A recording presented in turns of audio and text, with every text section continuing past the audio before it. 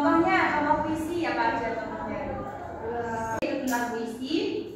Sebelumnya saya mau membacakan tujuan pembelajaran hari ini, yaitu yang pertama struktur dan pembahasan puisi. Yang ketiga, menjelaskan makna tersirat dalam puisi. Yang keempat, menelaah penggunaan bahasa dalam puisi. Oke, silakan dibuka LKS-nya halaman 25.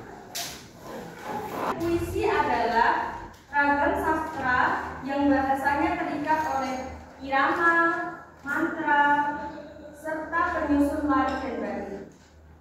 Jadi puisi itu suatu karangan yang ditulis oleh seorang penulis. Tujuannya itu menyampaikan perasaan. Ditandai dengan penggunaan bahasa yang padat, penggunaan rime dan ritme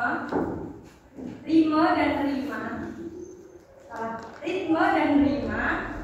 Habis itu struktur yang terikat oleh tarik dan dinamika. Selanjutnya yaitu unsur-unsur puisi. Unsur-unsur puisi terdiri atas unsur lahir dan batin.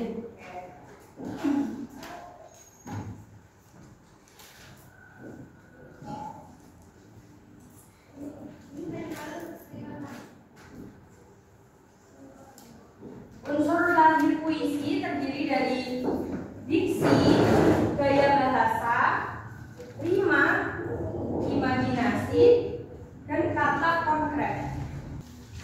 Unsur batin terdiri dari tema, feeling, nada, dan amanat. Baik, setelah ini sudah langsung kasih contohnya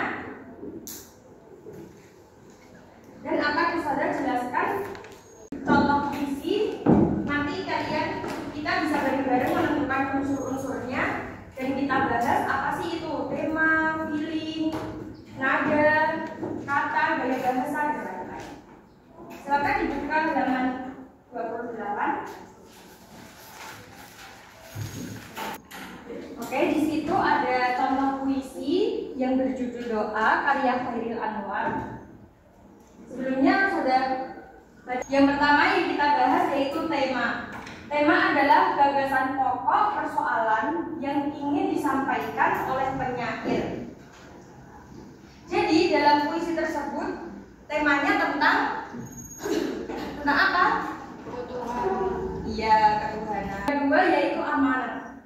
Amanat adalah pesan moral, nasihat atau ujaran yang ingin disampaikan penyair kepada pembaca.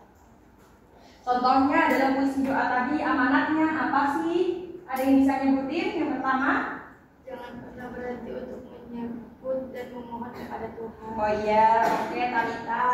Ada yang bisa lagi?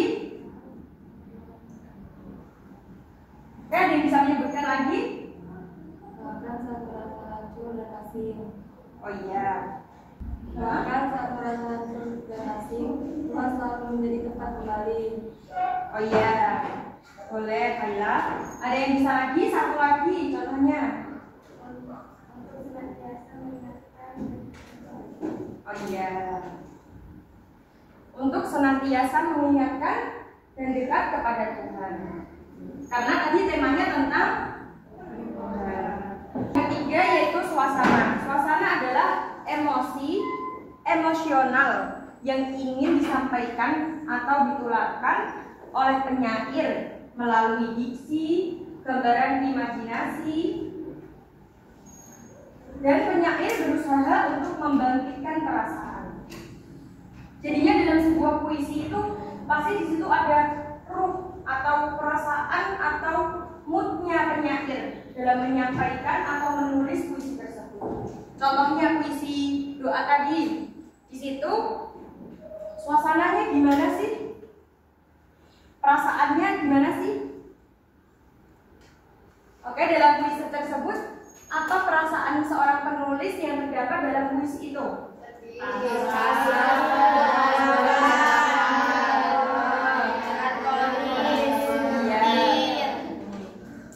Jadi perasaan itu penuh harapan. Jadi orang mengharap sambil berdoa itu kan kayak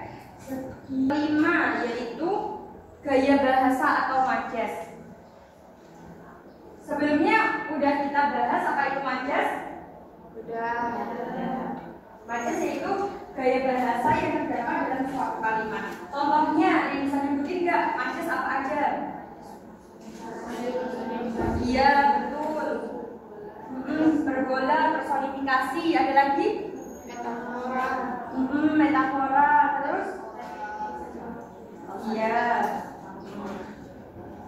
Jadi setelah itu apa sih majas yang ada di dalam puisi tersebut? Apa aja? Ada yang bisa nyebutin di situ majasnya apa aja?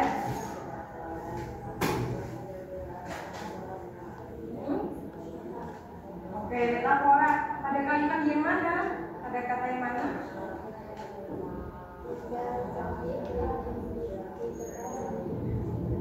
Oh iya, tinggal kerlip, lilin dilangsungi. Kenapa kok kata itu disebut majas metafora?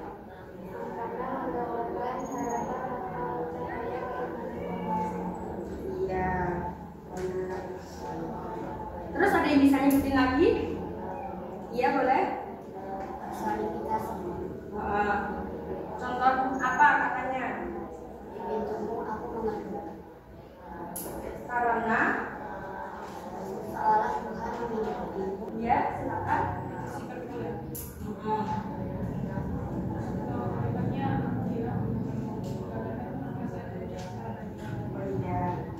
Aku hilang bentuk roh. Selanjutnya yaitu diksi atau pemilihan kata. Jadi dalam puisi itu perlu banget adanya diksi. Dalam puisi, pasti kalian udah pernah buat puisi kan sebelumnya? Curhat, kata lagi galau di pondok. Pasti kalian dalam membuat puisi itu memilih kata-kata yang bagus, yang sekiranya nggak pasaran. Contohnya kalau di dalam ya contohnya temamu. Terus cahayamu di situ yang dimaksudkan itu cahayamu atau bisa kayak hidayahmu. Terus kerlik itu kayak apa? Kayak yang ketujuh yaitu imaji penggambaran yang melibatkan panca indera. Jadinya dalam puisi pasti di situ terdapat kata-kata yang yaitu menggambarkan panca indera. Contohnya imaji pendengaran pakai kalimat apa? Iya, aku masih menyebut namamu. Jadi di situ seolah-olah kita itu masih menyebut nama Allah, terus Allah itu sebagai zatnya maha mendengar, itu mendengar apa-apa yang kita visual, yaitu penglihatan. Contoh, ada yang bisa nyebutin contoh dalam puisi tersebut apa imajinasi visualnya? Apa? Oh iya. Jadi di situ seakan-akan kita melihat nyala lilin, yaitu imaji perasaan. Contohnya imaji perasaan. Iya, aku bilang bentuk remuk. Jadi menciptakan kesan dapat dalam puisi tersebut apa? Subjeknya apa? Unsur intrinsik puisi sudah paham ya semuanya? Setelah ini ada bentuk kelompok jadi 1, 2, 3, 4 jadi 5 kelompok. Setelah itu saya kasih contoh puisi, terus kalian menentukan unsur intrinsik. Oke, silakan langsung aja.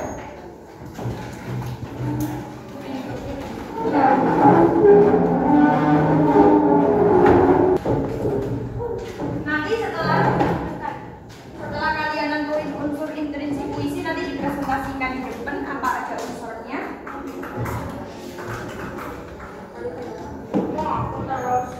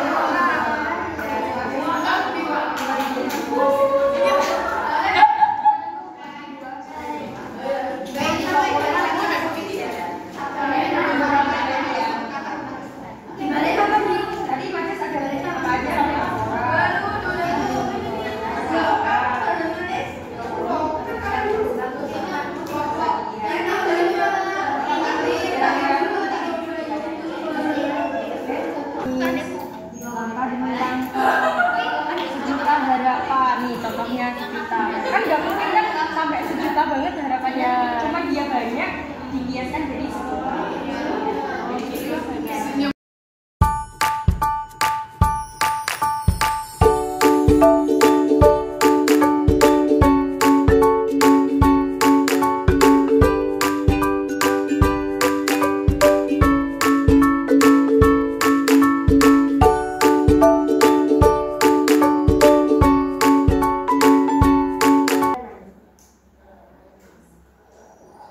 Gaya bahasa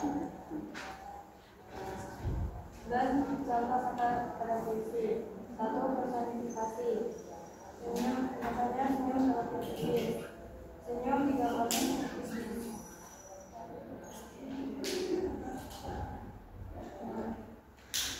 Padahal itu bukan benda padat.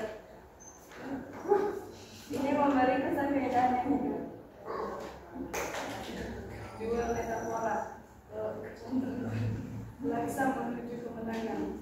Laksa dalam berarti senang banget. Menjadi metafora untuk menggambarkan perjalanan selanjutnya bersedia ataupun dari kemenangan.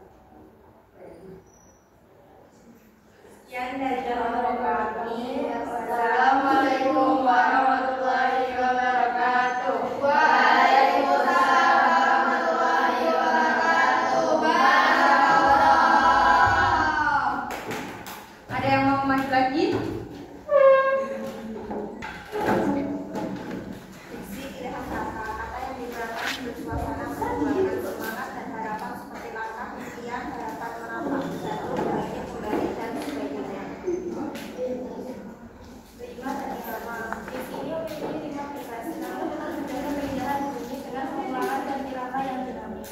Pola 5. A sehingga puisi terasa harmonis. Sekian dari kami. Bisa buat puisi sendiri, terus habis itu nentuin unsur intrinsipnya. Pekan selanjutnya tugasnya membaca puisi ya. Iya.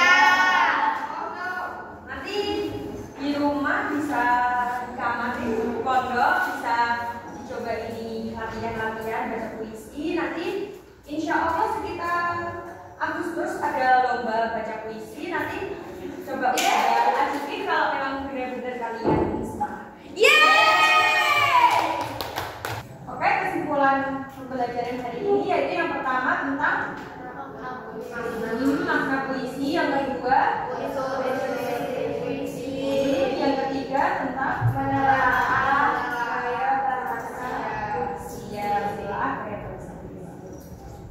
Oke, sudah cukup untuk pembelajaran hari ini. Silakan ketua